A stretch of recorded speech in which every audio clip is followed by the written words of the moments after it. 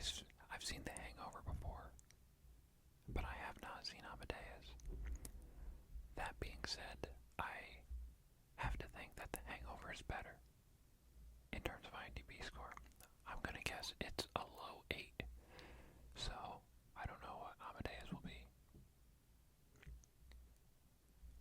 Off to a great start. So Amadeus was better. On to the next one.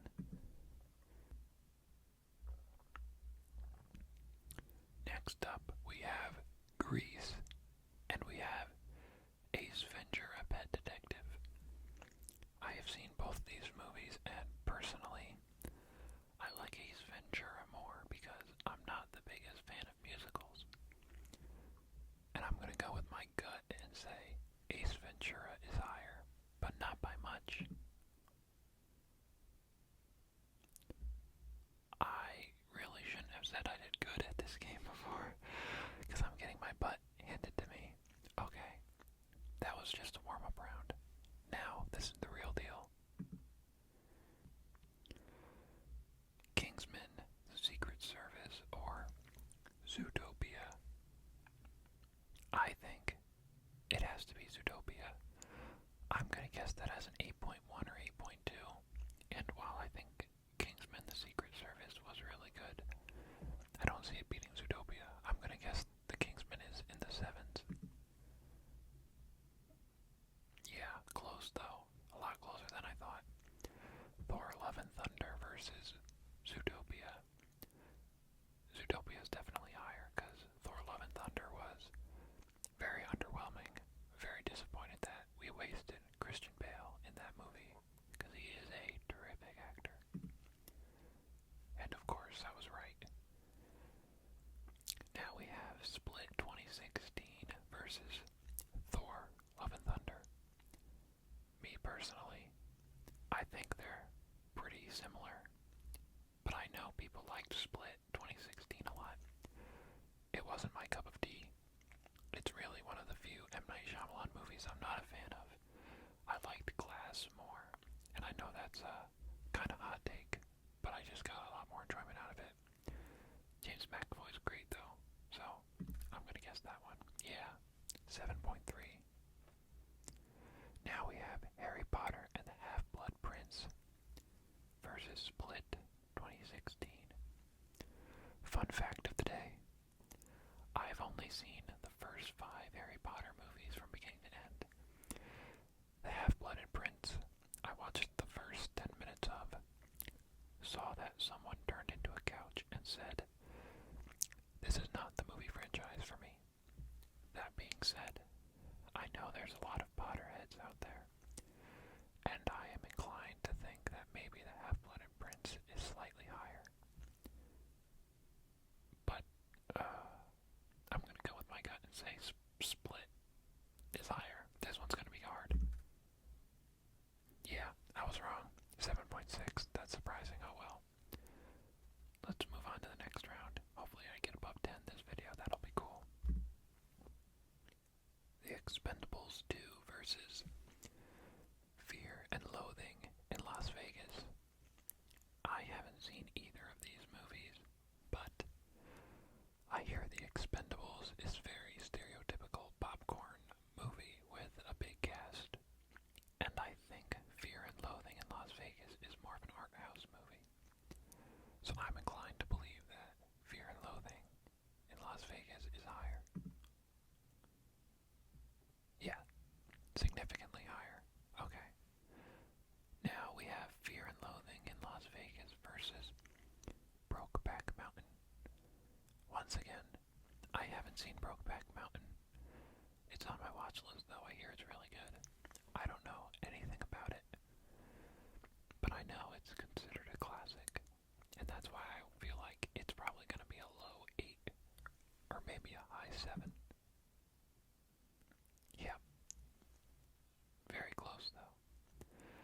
Now we have The Kashmir Files 2022. I haven't even heard of this movie, so I'm gonna assume it's Brokeback Mountain. What? 8.5? Wow. Okay, I was way off. Am I weird?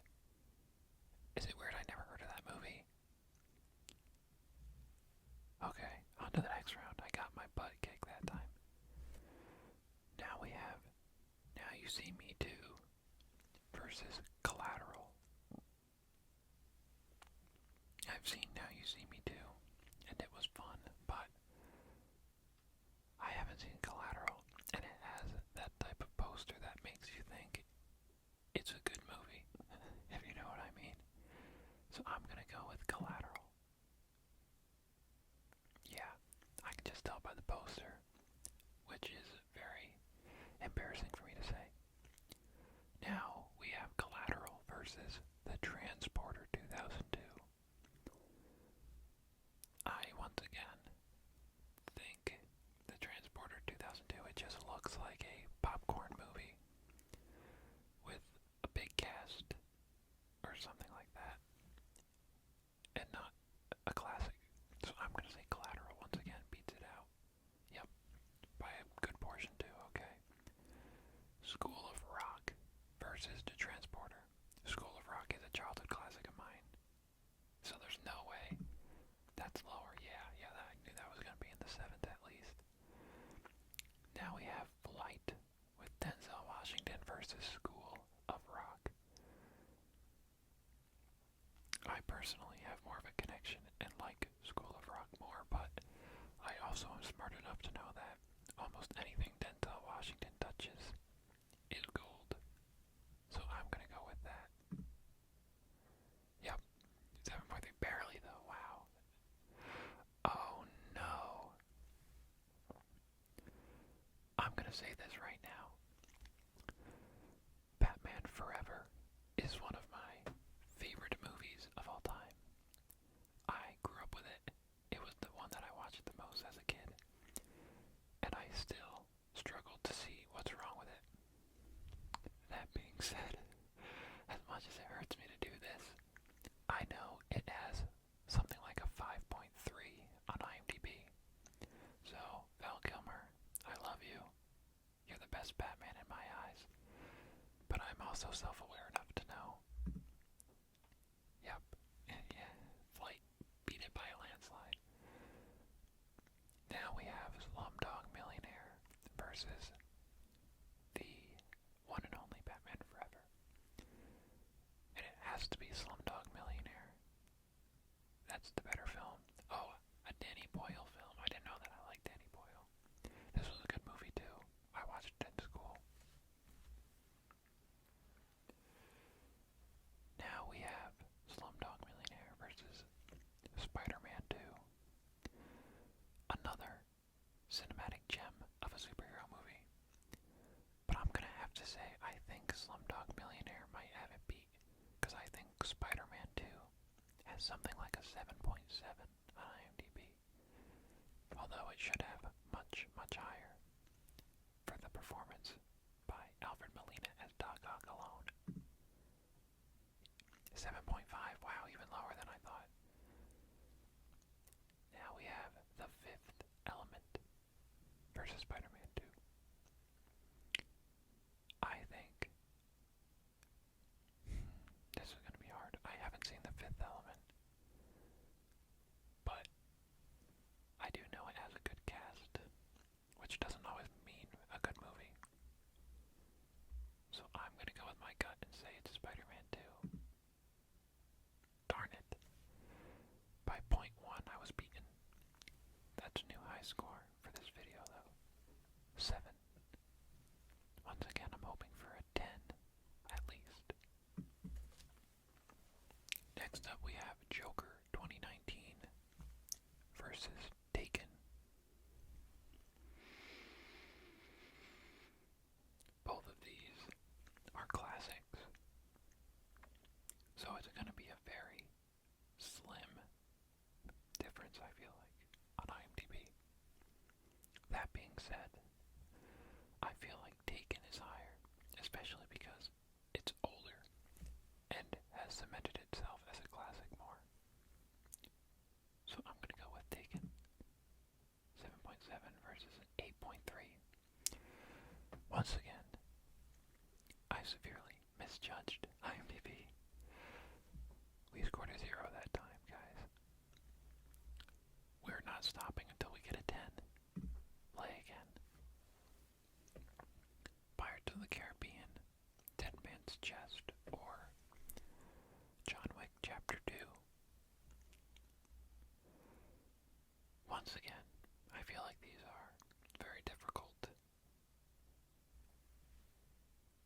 Pirates of the Caribbean 2 versus John Wick 2. I think Dead Man's Chest is one of the weaker Pirates of the Caribbean movies, but it was all to set up At World's End, which is one of the best sequels in cinema history. And John Wick Chapter 2, I just thought it was okay, but I feel like it might be higher. 7.4 versus 7.4. Okay, so I was wrong and right at the same time. I will take it. John Wick Chapter 2 versus Pacific Rim. Wasn't this pretty hated? Didn't people not like this movie? Yeah, I think it's John Wick Chapter 2. Oh, okay. It still has pretty good reviews, but back to The Hangover. I know that one's higher than a 6.9. I would have guessed that regardless, but I cheated because I already got that IMDb score earlier in the video. Now we have Mission Impossible Rogue Nation versus The Hangover, and it's definitely The Hangover. Yep, although a lot closer than I would have guessed. Mission Impossible Rogue Nation versus Justice League, the Joss Whedon version. And I know for a fact that piece of garbage does not have more than a 7.4, and I will be very surprised if it has higher than a 6.5. Yeah, a 6. That's still pretty high for what we got. Justice League versus The Hunger Games 2 Catching Fire. I haven't watched the Hunger Games movie in a long time. And I remember thinking the second one was okay. But okay is still a lot better than Justice League. So we're gonna go with that one. Yeah, a lot higher. That's what I thought. American Sniper versus The Hunger Games Catching Fire. Wow. It has to be American Sniper, right? That movie was... What? Wow. I'm really learning a lot today.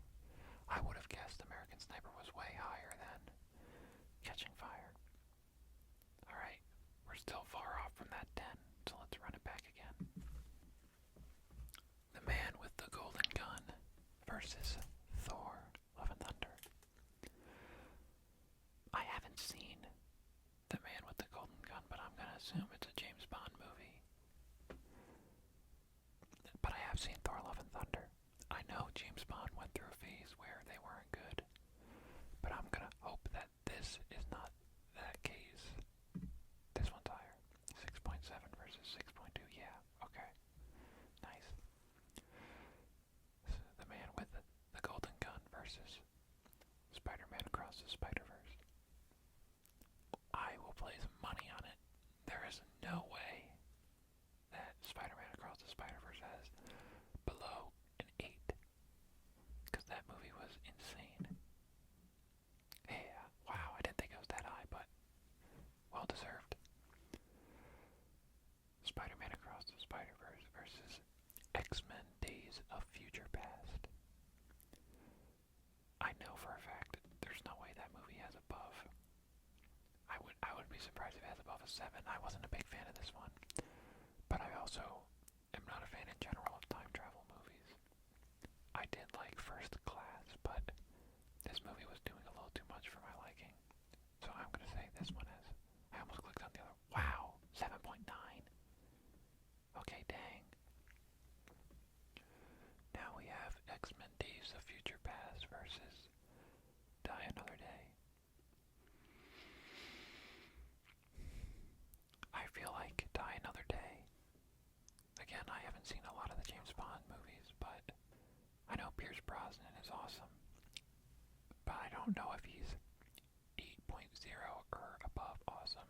So I'm gonna go with X-Men Days of Future Past. Wow, that low. Okay, that's interesting. Not even gonna pretend like I don't know what the obvious answer is. The Departed 2006 versus Die Another Day. It's The Departed 2006. Yeah,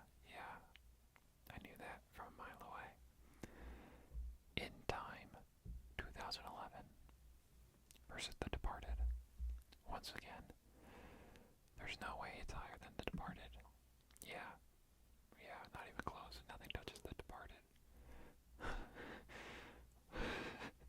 Wow, what a face-off.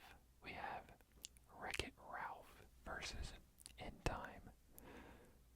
I'd say these movies are pretty different, but my boy Ralph has definitely got to be above a 7. 7.7, yeah, wow. Okay, cool. Resident Evil 1 or Wreck-It Ralph. I love the Resident Evil movie franchise, but that's just very amusement park type movies, if you know what I mean. They're very big and not necessarily huge in the dialogue department, but they're very fun. I like the second one a lot. But I'm gonna guess the first one has a 6.9 or something, because it does have its fans, but not like Ralph does. 6.6, okay, I was close. This is a new record. I'm proud of myself. Kill Bill Volume 2 versus Resident Evil. Gotta be Kill Bill Volume 2, which I am a bigger fan of than Kill Bill Volume 1. I love Uma Thurman in the role. She's awesome. Really, she's awesome in anything she does. Even Batman and Robin. She was great in that. It's just the rest of the movie that was garbage. Yeah, an 8. That sounds right. Quentin Tarantino makes some good movies. And now, this movie pairing will decide if I get to meet my goal of getting 10 right. Kill Bill Volume 2 versus The Wolf of Wall Street. And while both of these movies are considered to be some of the best, my gut is telling me to go Wolf of Wall Street, baby. Oh yeah. Let's all take a moment to celebrate, because I really struggled with this a lot more than I thought I would. But we finally got there. And now we have Rain Man versus The Wolf of Wall Street. Once again, I think I'm going to have to go with Wolf of Wall Street. I'm going to guess Rain Man is really close with like an 8 or an 8.1, but Wolf of Wall Street is pretty great. Yeah, I was right. Next up we have Terminator 2 Judgment Day. Oh man, versus Rain Man. Terminator 2 is one of the few movies that's a sequel that is better than the original in every single way. And for that alone, it has to be that, I think. 8.6. Wow. Wow. That's really high. But it's awesome, so I'm not even surprised. Terminator 2 versus The World's End. There's no way that The World's End has a higher rating. So we're going Terminator 2. Yeah, not even close. Get out of here. Quantum of Solace. Another 007 movie. Okay. Versus The World's End. Once again, haven't seen either of these. But I think I'm going to give it to Quantum of Solace, because that chin looks like Daniel Craig. And I'm pretty sure that the Daniel Craig James Bond movies have been very much appreciated. So, don't fail me, Daniel Craig. You failed me, Daniel Craig. Okay, that being said, I made it to 13, which is a new record. And in the same vein as Seinfeld, I'm gonna end on top. So thank you so much for watching this video.